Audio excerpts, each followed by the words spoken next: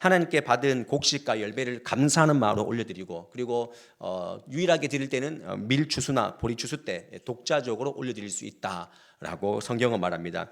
번제와의 차이가 있다면 피 흘림이 없다는 것입니다. 번제가 피 흘림을 통한 예수 그리스도의 죽으심을 상징하는 것이라면, 소제는 예수 그리스도의 거룩한 삶, 헌신의 삶, 그 인성, 그거를 상징하는 제사라고 우리가 생각해 볼 수 있습니다.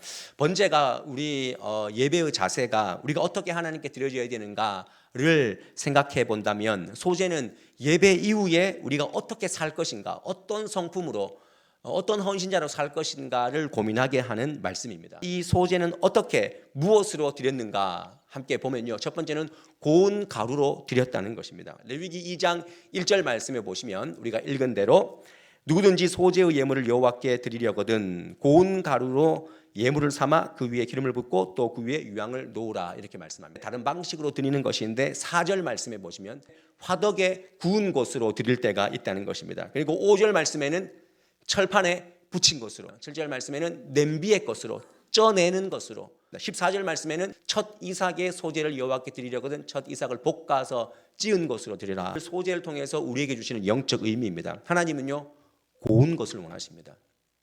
하나님은 우리 삶이 고와지기를 원하십니다. 다루어지기를 원하신다는 것입니다. 구원받은 성도의 삶은 갈리고 빠져야 한다는 것입니다. 여러분들 삶이 갈리고 빠졌습니까? 여러분들 곱게 고운 가루가 되셨습니까? 그래서 결국 성도의 삶의 방향은요, 예수님 그렇게 닮아가는 것입니다.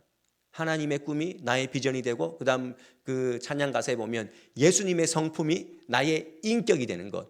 여러분, 나의 인격이 되는, 예수님의 성품이 내 인격이 되기 위해서는요, 빠져야 돼요. 갈려져야 된다는 것입니다.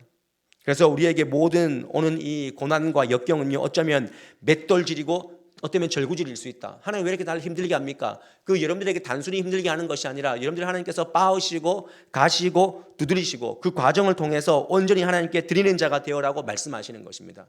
왜냐하면 예수님이 그렇게 사셨거든요.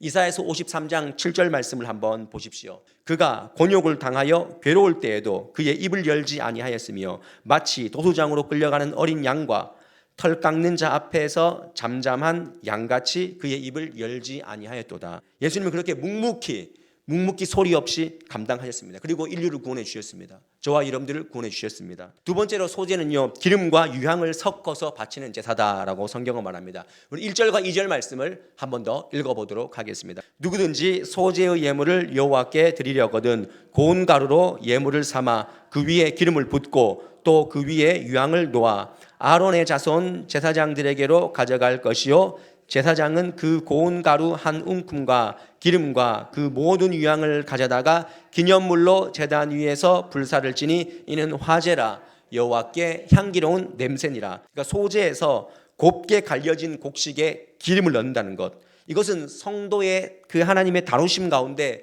성령의 기름이 부어져야 한다는 것입니다. 누가복음 4장 18절 19절 말씀에 보면, 주 성령이 내게 임하셨으니 이는 가난한 자에게 복음을 전하게 하시려고 내게 뭘 부었다고요?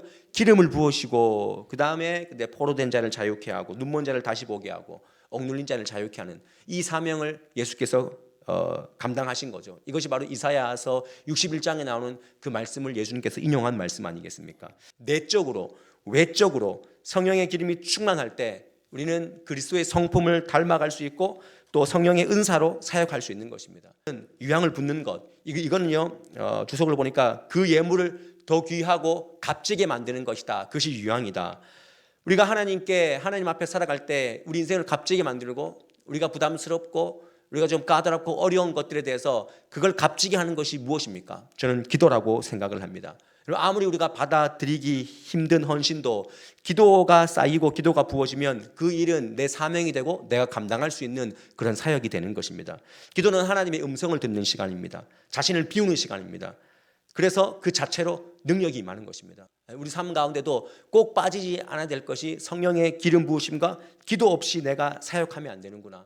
반대로 넣지 말아야 될 것은 그것은 누룩과 꿀이다. 11절 시작. 너희가 여호와께 드리는 모든 소제물에는 누룩을 넣지 말지니 너희가 누룩이나 꿀을 여호와께 화제로 드려 살하지 못할지니라.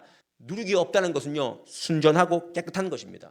꿀은 죄의 유혹입니다. 말씀의 꿀에 빠져 살아야 되는데 죄의 꿀에 빠져 살아가는, 그래서 우리가 온전히 갈리지 못하고 죄의 유혹을 이기지 못하는 것입니다. 마지막으로 소재에 소금을 치라라고 말합니다. 13절 말씀해 보시면 내 모든 소재물에 소금을 치라. 내 하나님이 언약의 소금을 내 소재에 빼지 못할지니 내 모든 예물에 소금을 드릴지나. 하나님께서 우리를 변함없이 사랑해 주시는데 우리는 하나님을 향한 어떤 충성, 지금 얼마만큼의 내 충성의 순도를 한번 돌아보시고, 소금, 내가 지금 소금을 치고 있는가? 내 헌신에, 내 충성에 소금을 치고 있는가? 우리가 오늘도 감사함으로 그리고 충성함으로 하나님을 끝까지 기억함으로 나아갈 수 있는 그런 경북도청 서북의 모든 성도님들의 삶이 되시기를 주님의 이름으로 간절히 축원드립니다.